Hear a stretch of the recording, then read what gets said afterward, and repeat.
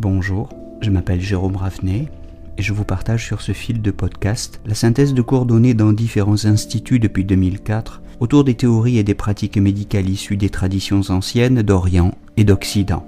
Bienvenue sur Énergie Tradition Santé à tous ceux qui nous écoutent avec discernement.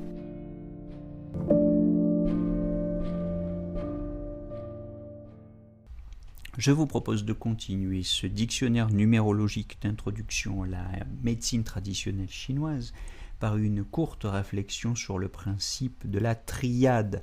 Après l'unité de l'énergie, la dualité du yin-yang, la triade, qui peut nous renvoyer d'une part au concept des trois trésors et d'autre part au concept philosophique beaucoup plus général du ciel, de la terre et de l'homme. Pour ce qui est des trois trésors, le Jing, le Qi et le Shen, le Jing c'est l'énergie quintessentielle, le Qi c'est l'énergie tout court et le Shen c'est l'esprit.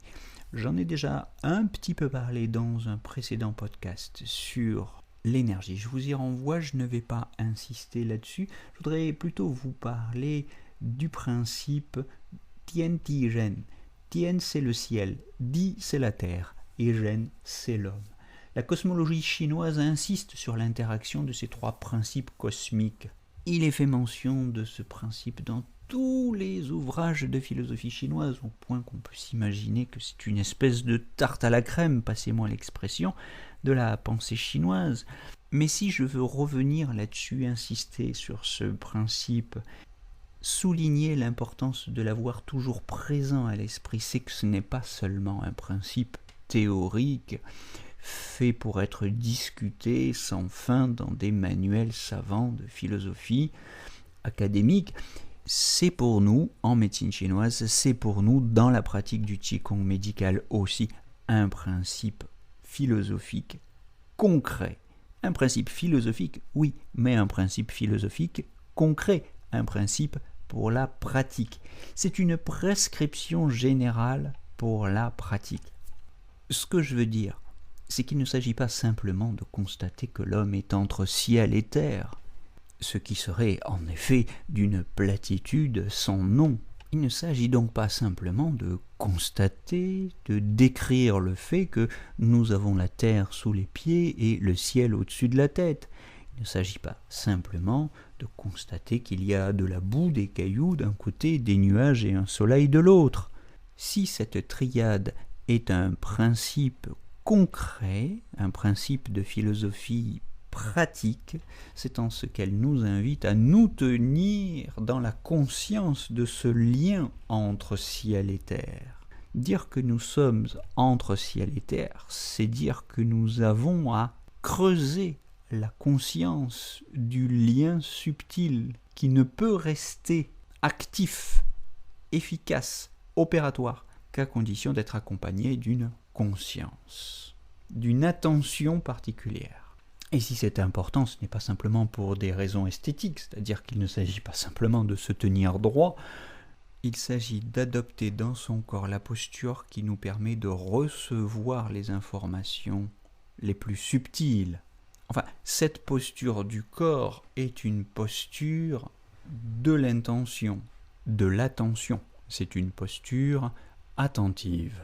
La posture d'un esprit qui ne laisse plus simplement dérouler à l'intérieur de lui-même le flot des représentations ordinaires, mais qui choisit de se tenir dans une attitude d'accueil ou de recueillement, à l'écoute de ce que le réel peut bien avoir à lui dire. Le réel, c'est le monde manifesté, c'est tout simplement dans la pratique quotidienne et concrète de la médecine chinoise, l'écoute attentive à toutes les informations que le patient nous donne. Donc on peut dire que dans cette triade du ciel, de la terre et de l'homme, la terre est le symbole du monde manifesté, de tout ce qui est perceptible, observable, sensible, manifesté. Mais le réel, justement, ne se réduit pas à ce que nous en percevons de prime abord, à ce que nous en percevons par les sens.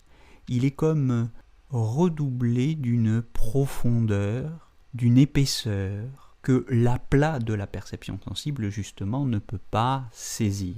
Au fond, ce que nous demande la triade ciel, terre, homme, c'est de s'ouvrir à la profondeur du réel. Ce que nous dit la triade du ciel, de la terre et de l'homme, c'est que l'homme est un trait d'union entre le monde manifesté et la profondeur cachée, subtile du réel. Or, nous sommes oublieux, nous nous laissons happer par la surface des choses, par la perception sensible, par ce que nous disent nos yeux, nos oreilles, etc.